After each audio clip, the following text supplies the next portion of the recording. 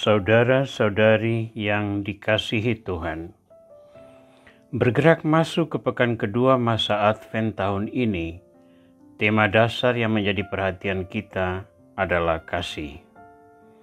Ajaran kasih praktis menjadi sari seluruh pewartaan Yesus Kristus yang menjadi kesimpulan dari rangkaian panjang perwujudan rencana keselamatan manusia dari kuasa dosa. Dengan penuh syukur, kita mengenang ungkapan Yesus Kristus sendiri mengenai alasan Dia diutus Bapa ke dunia dalam Injil Yohanes bab 3 ayat 16. Begitu besar kasih Allah akan dunia ini, sehingga Ia telah mengaruniakan anaknya yang tunggal, supaya setiap orang yang percaya kepadanya tidak binasa, melainkan beroleh hidup yang kekal. Alasan mendasar ini kemudian kembali ditekankan dalam pewartaan Yesus ketika Ia menyatakan kasih sebagai hukum dasaria, di mana manusia wajib mengasihi Tuhan dan sesama. Dalam skema dasar karyanya, yakni khotbah di bukit, Yesus antara lain menyerukan, "Berbahagialah orang yang lemah lembut, karena mereka akan memiliki bumi." Kita menemukan ungkapan indah tersebut dalam Injil Matius bab 5 ayat 5 yang memberikan sebuah contoh perwujudan yang ekstrim dalam ayat 44, yakni, "Kasihilah musuhmu dan berdoalah bagi mereka yang menganiaya kamu." Orang dapat berpura-pura dengan bersikap lemah lembut, tetapi hanya orang dengan karakter lemah lembut sejati yang dapat mengasihi musuh dan berdoa bagi mereka.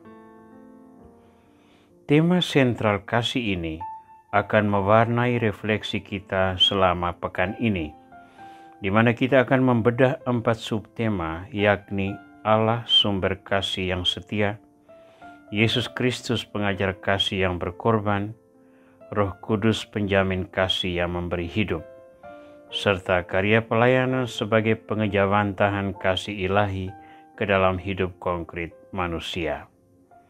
Dalam episode ke-104 ini, yang menjadi pusat perhatian kita adalah Allah Bapa sumber kasih yang setia. Menghantar refleksi ini, mari kita membaca surat pertama Santo Yohanes bab 4 ayat 7 sampai 21. Saudara-saudaraku yang terkasih, marilah kita saling mengasihi, sebab kasih itu berasal dari Allah. Dan setiap orang yang mengasihi lahir dari Allah dan mengenal Allah. Barang siapa tidak mengasihi, ia tidak mengenal Allah, sebab Allah adalah kasih. Dalam hal inilah kasih Allah dinyatakan di tengah-tengah kita, yaitu bahwa Allah telah mengutus anaknya yang tunggal ke dalam dunia supaya kita hidup olehnya. Inilah kasih itu. Bukan kita yang telah mengasihi Allah, tetapi Allah yang telah mengasihi kita dan yang telah mengutus anaknya sebagai pendamaian bagi dosa-dosa kita.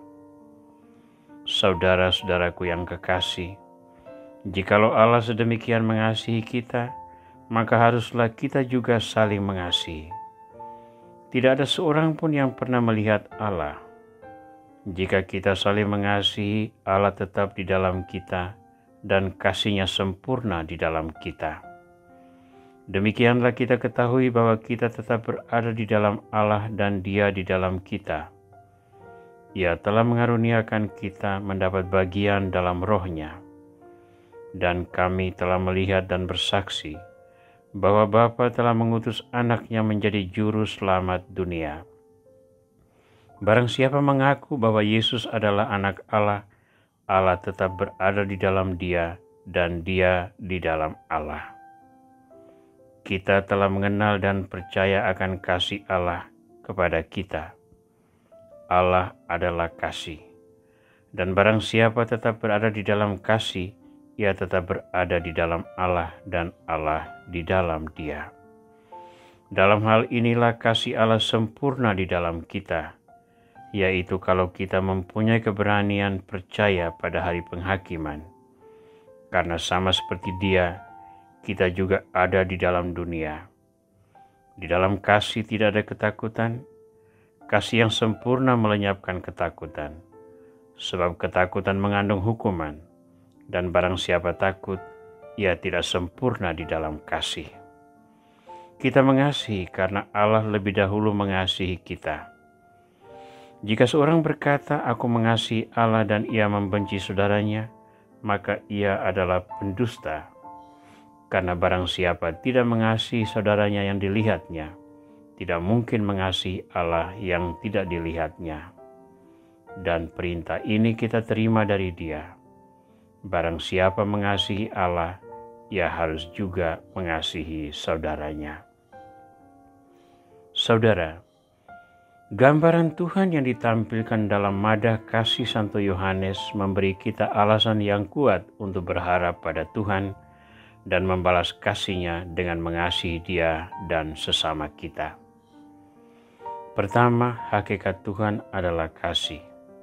Karena itu, berbagai hukuman Tuhan sesungguhnya mengalir dari kasih-Nya dan selalu memiliki tujuan luhur. Kedua, Ia mengasihi kita tanpa harus menunggu kita mengasihi Dia atau tidak. Bahkan di saat kita tidak menyadari adanya kasih agung itu, di saat kita tidak sengaja melakukan kesalahan, bahkan di saat kita dengan sadar melakukan hal-hal yang langsung berlawanan dengan kehendak Allah, Ia masih tetap mengasihi kita. Mengutus Yesus ke dunia untuk hidup dan melayani sebagai manusia sudah merupakan wujud kasih yang mendalam itu.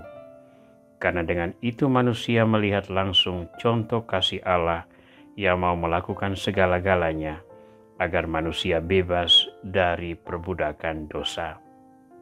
Dan ketiga, kasih Bapa tersebut menjadi contoh bagi manusia agar juga mengupayakan kasih sebagai tanda penghargaan terhadap kasih Bapa yang tak pernah putus. Perwujudan kasih kepada Bapa ini antara lain dilakukan dengan cara mengasihi sesama. Mengasihi Bapa dan mengasihi manusia hanya dua sisi dari hakikat yang sama, kasih. Di dalam pekan ini, kita mensyukuri kasih sebagai koridor penghubung antara Tuhan dan manusia. Oleh kasih yang sama itu, kita sekarang bersujud di depan sakramen Maha Kudus, satu warisan kasih yang masih setia menemani kita sampai hari ini. Disinilah pentingnya membangun kesadaran akan adanya kasih yang melekat pada seluruh aspek kehidupan kita. Kita diciptakan oleh Tuhan karena kasih-Nya. Ia terus-menerus mengalirkan kasih-Nya kepada kita, termasuk di saat kita tidak peduli dengan kasih itu. Sadarilah selalu bahwa hakikat Tuhan itu cinta, sehingga tidak ada kejahatan yang datang dari Tuhan. Pada Tuhan kita mengalami kebaikan sejati. Sadarilah selalu bahwa Tuhan itu tetap mengasihi kita walaupun kita berdosa. Yang penting adalah kemauan kita untuk kembali kepadanya melalui pintu pertobatan. Ia mungkin memberi kita ujian dan hukuman, tetapi itu bertujuan mendisiplinkan kita agar selalu berada di jalan yang lurus. Sadarilah bahwa kita pun perlu menanggapi cinta Tuhan dengan cara memperhatikan sesama di sekitar kita. Dengan demikian, kasih menjadi asal segala-galanya, kasih membentuk segala-galanya, dan kasih menjadi tujuan segala-galanya. Semoga kasih-Mu itu sempurna, seperti Bapa telah mengasihi-Mu. Dan kembangkanlah kasih itu menjadi embun surgawi yang menetes di tengah kehidupan banyak orang, agar mereka pun tergerak untuk mewujudkan kasih Allah kepada sesamanya.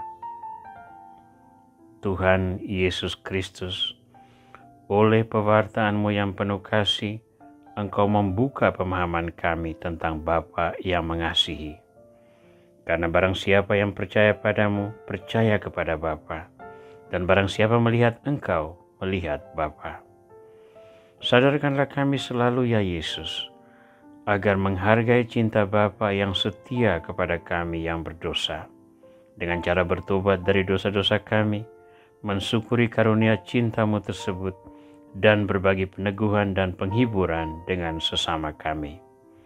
Semoga dengan berjalan bersama-sama, kami dapat memberi kesaksian tentang cinta Bapa yang selalu setia, berkat kesaksian-Mu yang penuh korban diri.